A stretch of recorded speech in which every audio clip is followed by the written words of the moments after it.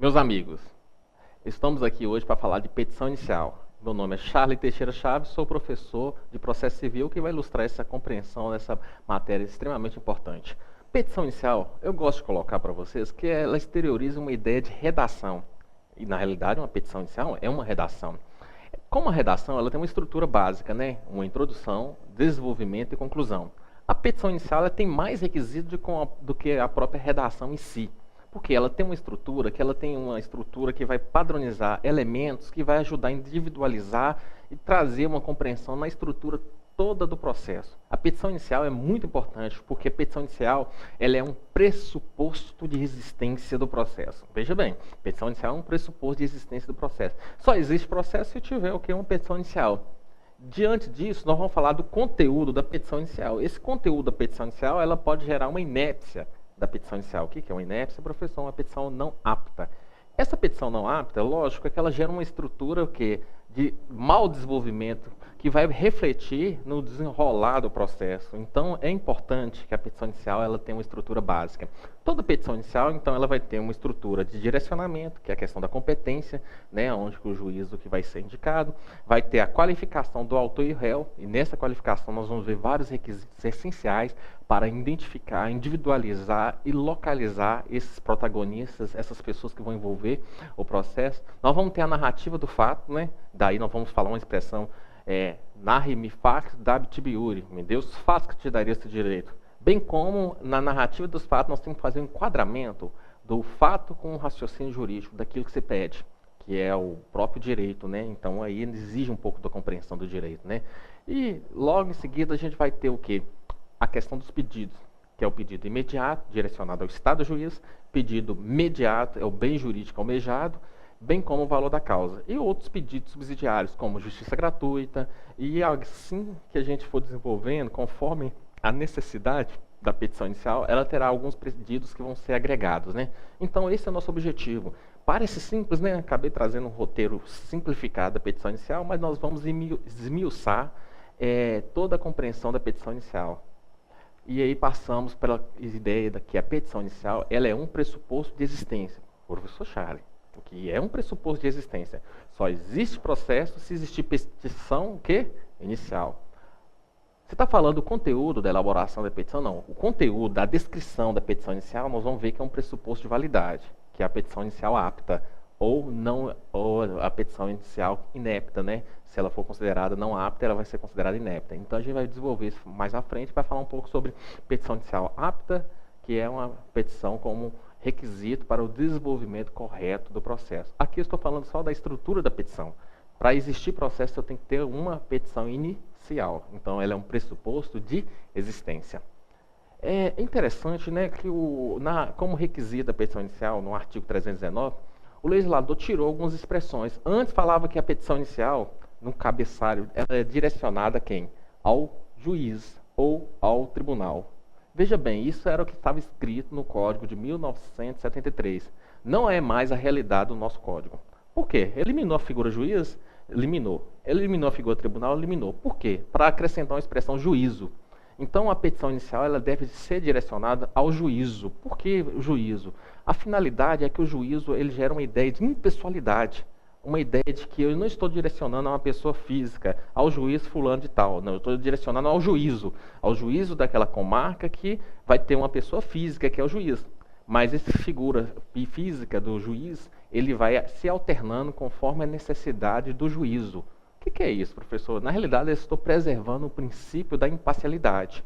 Na realidade, eu estou preservando tanto o princípio da imparcialidade como da impessoalidade, que está no artigo 37. Que a função pública ela é exercida por pessoas físicas, mas o órgão é impessoal, dando a ideia da estrutura das instituições. As instituições elas permanecem e as pessoas passam por elas.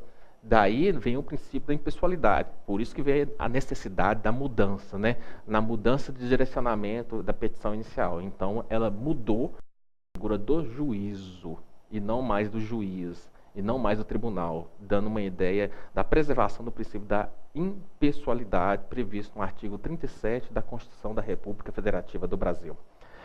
Nós temos alguns nomes que é interessante colocar, porque às vezes o estudante ele confunde petição inicial, pretensão e pedidos. Ora, a petição inicial justamente é o que vai ter na realidade, a petição inicial é o instrumento gráfico que vai conduzir à pretensão, e nela tem pedidos. Então, petição inicial, ela tem um instrumento gráfico que vai ter pretensão e pedidos nela. O que seria pretensão? É toda a articulação contida na petição. Tudo que você for desenvolvendo, falando e articulando, você vai estar pretendendo algo ao Estado juiz. Para o Estado juiz ele te dá uma resposta. Porém, eu tenho um pedido. E o que seria pedido? Lembra da redação? O pedido nada mais é do que a própria conclusão. O pedido vai concluir o que você desenvolveu nos fundamentos e nos fatos. Na realidade, a sua pretensão vai ser sintetizada no pedido. Realmente, o que você deseja do Estado juiz. Aí eu tenho o pedido imediato, que é a providência direcionada ao Estado juiz, o que você deseja do Estado juiz, e o pedido mediato, sem o i, que é o bem jurídico almejado, né? Então, eu tenho toda essa estrutura, que é bom fazer uma distinção, pretensão, petição inicial e pedido, né? E aí, é importante, veja bem, para saber quando que corre o processo. E o artigo 312 do CPC vai falar o seguinte: considera-se proposta a ação quando a petição inicial for protocolada. Todavia, a propositura da ação só produz quando ao réu os efeitos mencionados no artigo 240, depois que for validamente citada. Então, o processo vai iniciar, ou melhor, o processo vai ser considerado a proposta a ação a partir do momento que a petição inicial é protocolada. Porém, os efeitos da litispendência, os efeitos da interrupção do processo, do prazo, os efeitos de considerar em mora o réu, são situações que vai ocorrer no artigo 240, que a gente vai falar, que vai ocorrer basicamente com a citação válida, né? E aí eu tenho os requisitos da petição inicial falando um pouco sobre o que acontece. Uma vez tendo a petição inicial válida, ou seja, tendo a citação válida, né, nós já falamos isso na aula de citação anteriormente, né? Tendo a citação válida, o que vai acontecer com o processo? Primeiro, mesmo com o juiz incompetente, olha só, o nosso legislador fala, o juiz, mesmo sendo incompetente, depois, lógico, o processo vai ser remanejado por juiz competente. Vai induzir litispendência. E litispendência é justamente para evitar duas lides sobre o mesmo fato e sobre a mesma causa de pedido. Litispendência é lide pendente de julgamento, ou seja, já tem um processo. Eu não posso juizar o mesmo processo em outra vara, senão eu vou ter uma litispendência. Então, a citação válida vai evitar a existência de mais de um processo para evitar um duplo julgamento, né?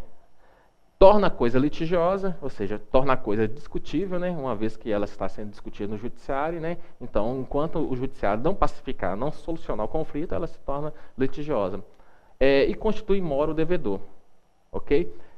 É interessante que a interrupção do prazo prescricional vai operar pelo despacho e não mais pela citação válida, né? A interrupção não só do prazo prescricional, como também do prazo decadencial. Isso é importante colocar. Professor, você já falou isso anteriormente. Falei, e aqui eu estou repetindo só para frisar um pouco sobre a questão da citação da petição inicial. Então, uma vez que com o despacho do juiz, só o mero despacho vai gerar interrupção do prazo prescricional e vai gerar também interrupção do prazo decadencial. Esses prazos estão pela ideia de que o direito não socorre aquelas pessoas que dormem, muito menos aquelas que cochilam, né? Ou seja, o direito não pode ficar ad eterno para a pessoa exercitá-lo. Tem um prazo. E os prazos são estipulados em lei. Cada demanda, eu quero juizar uma ação de cobrança, então tem um prazo prescricional. E aí, para poder manejar, eu preciso observar esse prazo. Então, os direitos não vão se tornar ad eterno para as partes postularem. Então, por isso que é a importância dos prazos prescricionais. Voltando agora aos requisitos da petição inicial. Aqui, no artigo 319, ele vai trazer todo um arcabouço do que é, ou melhor, o que são esses requisitos, né? Então, lembrando, é uma petição escrita, né? Ela tem que ter a questão da competência, né? Então, o artigo 319 vai colocar, ela é direcionada ao juízo, a quem vai dirigir. O que é isso, ao juízo? Nós vamos visualizar mais à frente, mas só para colocar de forma geral, para vocês entenderem o que é uma petição inicial. Quem que é o juiz competente? Ora, os juízos são divididos por comarcas, né?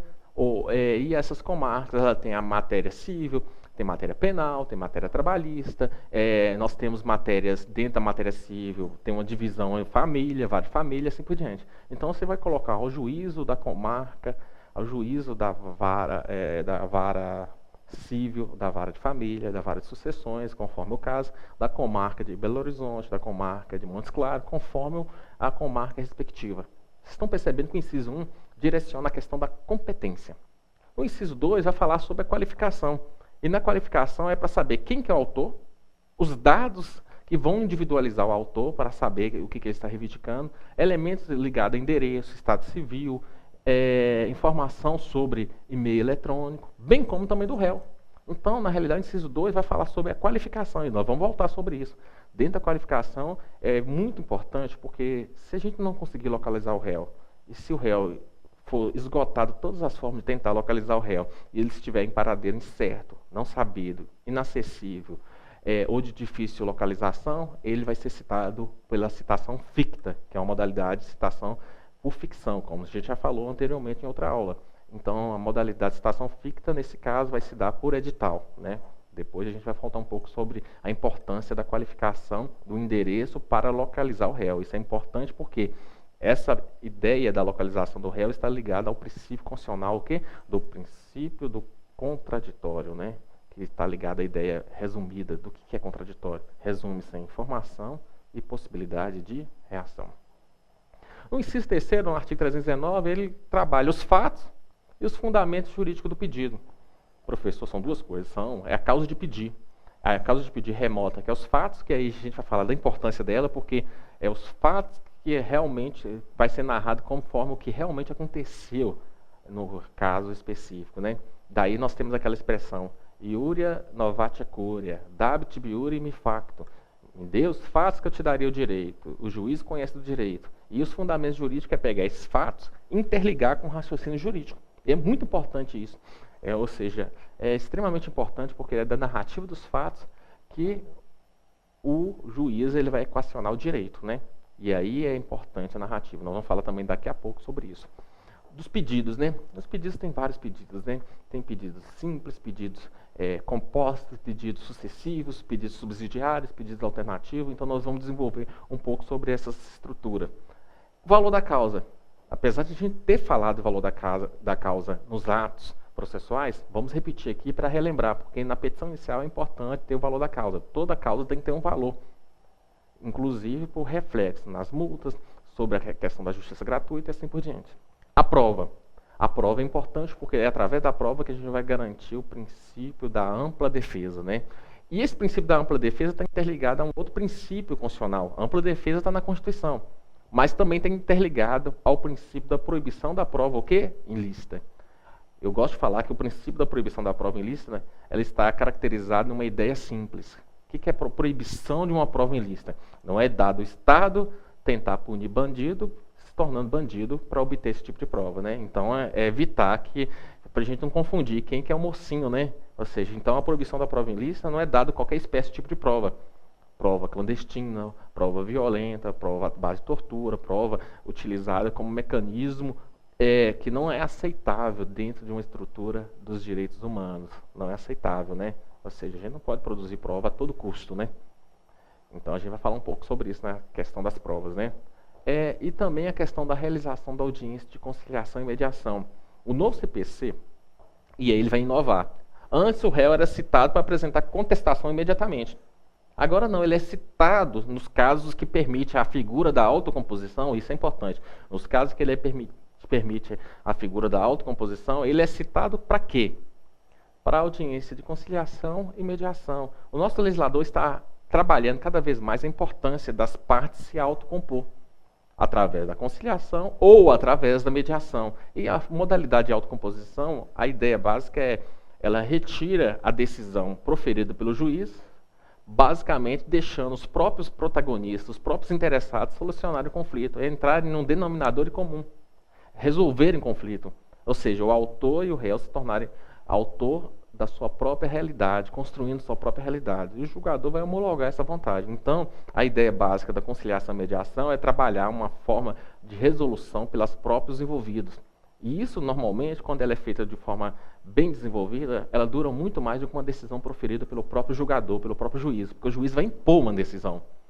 E quando tem a conciliação e mediação, se as partes resolver, normalmente esse conflito eles se eternizam, ou duram muito mais a resolução desse tipo de conflito. Normalmente, quando é proferido pelo juiz, as partes vão querer recorrer, vão tentar utilizar a via recursal, porque é uma decisão.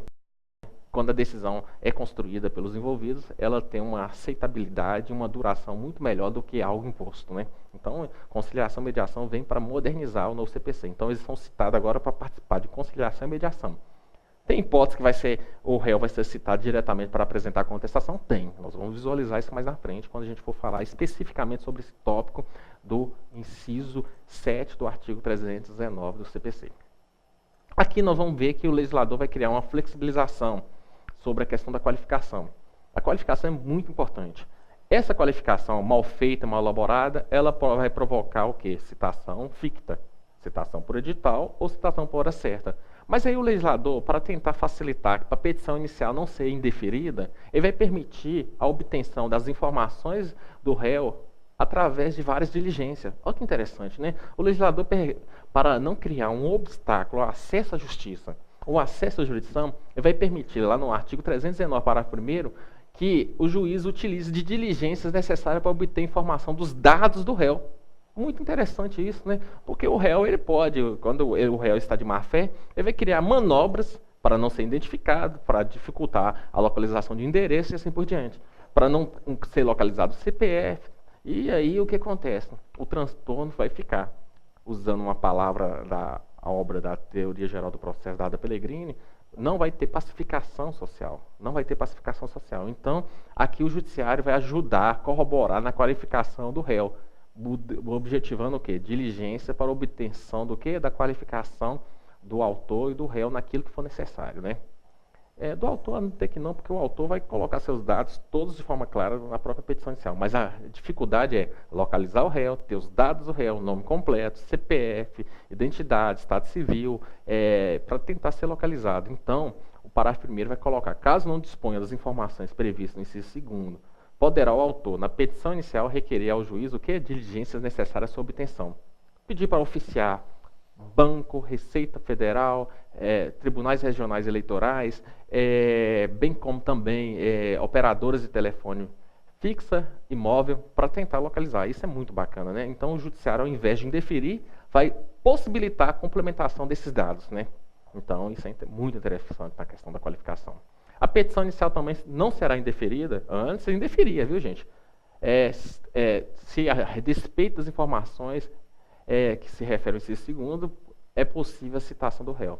E aí eu coloco o seguinte, ora, se mesmo com a qualificação errônea ou incompleta do réu, o oficial de justiça ou por qualquer outro meio é possível a citação do réu, a petição inicial não será indeferida, tirando assim um excesso de rigor do legislador. Professor, o que é isso? Nós estamos facilitando o acesso à justiça, estou oportunizando que todos tenham o quê? Acesso ao judiciário.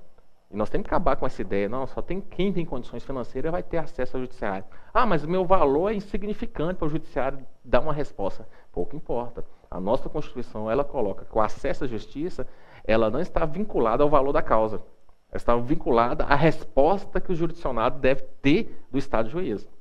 Então, não é valor da causa que vai criar obstáculo. Diante disso, o que acontece? Se de qualquer forma for localizada ou implementada a citação do réu, essa citação será válida, dotando aí o princípio da instrumentalidade das formas, né? Ou seja, o réu compareceu lá na vara específica, o escrivão vai citá-lo, evitando assim qualquer irregularidade do processo e saneando o processo. O escrivão fala assim, eu estou com o seu endereço errado.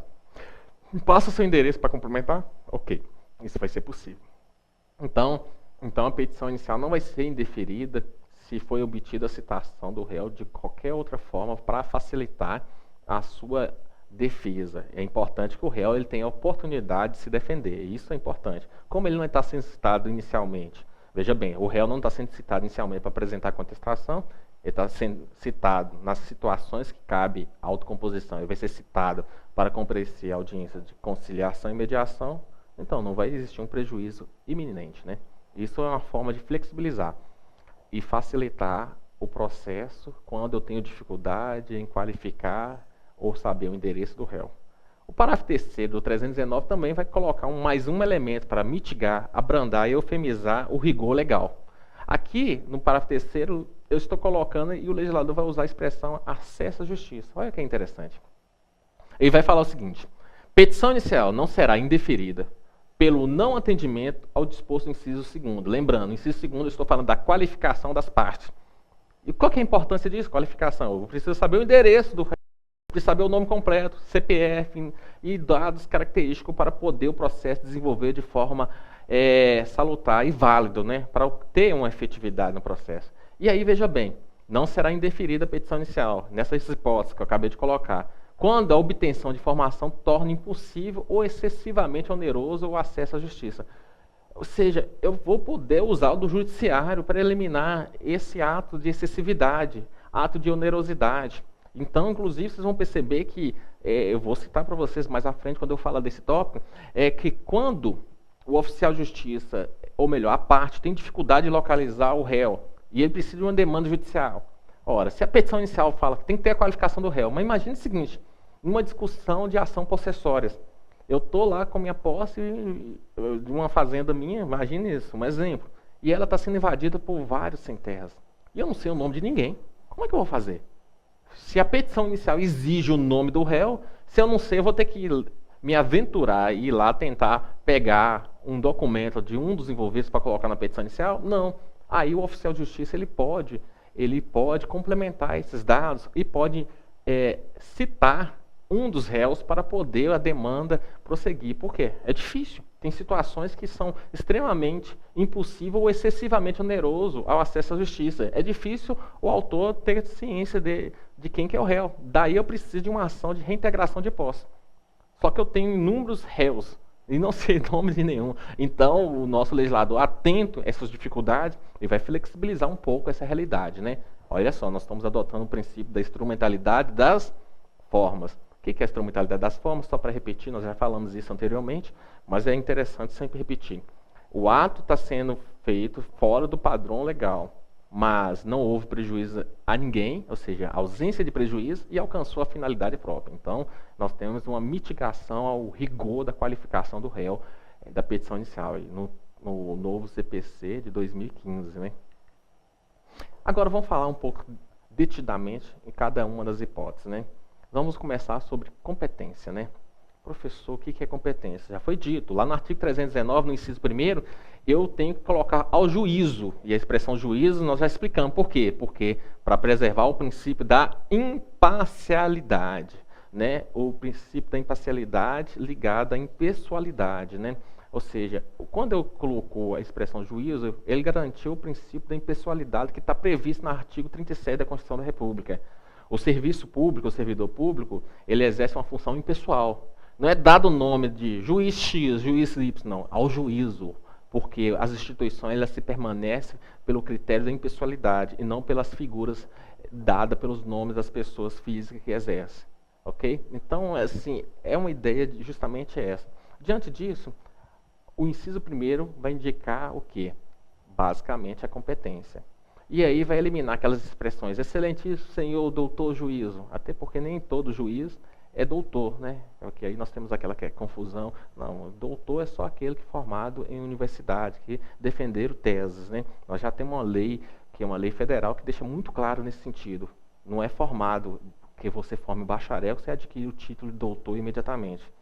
Ah, mas professor, tem um decreto de Dom Pedro I, lá no decreto de Dom Pedro I, que já foi revogado por 2 leis federais, eu defendo isso claramente, lá no decreto de Dom Pedro I, ele fala da figura do doutor, mas ele fala da figura do advogado.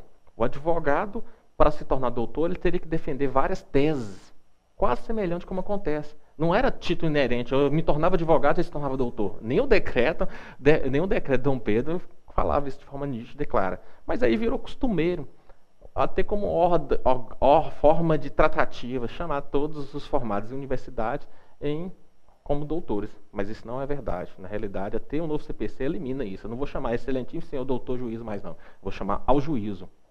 A figura do doutorado está ligada à questão acadêmica, né? Isso é uma coisa já resolvida. Porém, parece que a tradição fica mais fácil.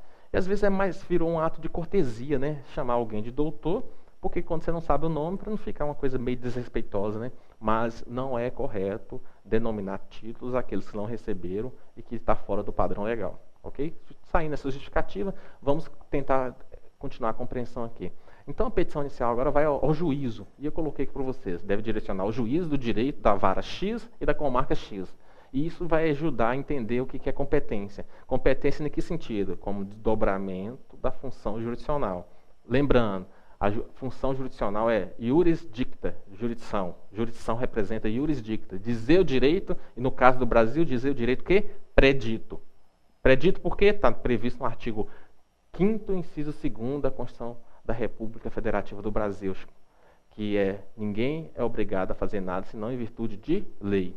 Então, o nosso dizer o direito é dizer o direito predito. Quem vai preditar esse direito somos nós, o povo, através dos nossos representantes do Legislativo. E aí, jurisdição é dizer o direito, e a competência vem como elemento para desdobrar e facilitar, ou melhor, competência para facilitar, operacionalizar a jurisdição. E aí eu divido a competência em relação à matéria, vara de família, vara civil, vara de sucessões e ausências, varas criminais e assim por diante. Então, a competência é justamente para facilitar a localização e operacionalização desse direito. Até porque eu tenho que criar juízes especializados. No interior, em questão de entrância, no interior nós temos varas únicas. O juiz acaba sendo sufocado para resolver conflitos de todos os tipos de matérias, né? Já quando vai evoluindo para as comarcas mais evoluídas, que vão se aproximando às capitais, elas têm o quê? Varas de competência desdobrada conforme a matéria específica, né? Então, essa é a importância. Então, agora, a petição inicial vai ao juízo, garantindo a impessoalidade, bem como a localização da competência. Isso são os elementos da estrutura básica da petição inicial no artigo 319, inciso 1º.